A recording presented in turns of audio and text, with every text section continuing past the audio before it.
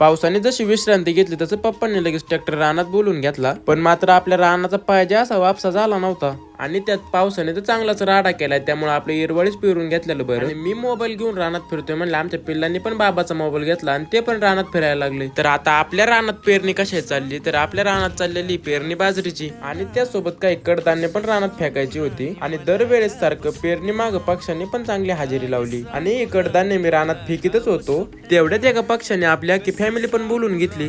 तर आपलं पेरणीचं काम एकदम व्यवस्थित चालू होतं आणि ट्रॅक्टरवर बसायला मी चाललोच होतो, तेवढ्यात फिल्टर पाण्याच्या गाडीचा आवाज आला. मग ट्रॅक्टरवर बसायला सोडून फिल्टर पाण्याचा जार भरायला मी रस्त्यावर आलो आणि इथं आल्यावर पटकुनी आपला जार भरला आणि घरी घेऊन गेलो. आणि घरी जार ठेवून रानात जातोयच कुठं, तर यांनी सगळी पेरणी उरकीत आणली होती, पण आपली ट्रॅक्टरवर बसायची हाऊस मात्र मी पूर्ण केली. आणि आता तुमच्या इकडे पण पेरणीला सुरुवात झालेली का नाही कमेंट बॉक्स मध्ये नक्की सांगा. आणि व्हिडिओ आवडला असेल तर तेवढं लाईक आणि फॉलो करा की राव.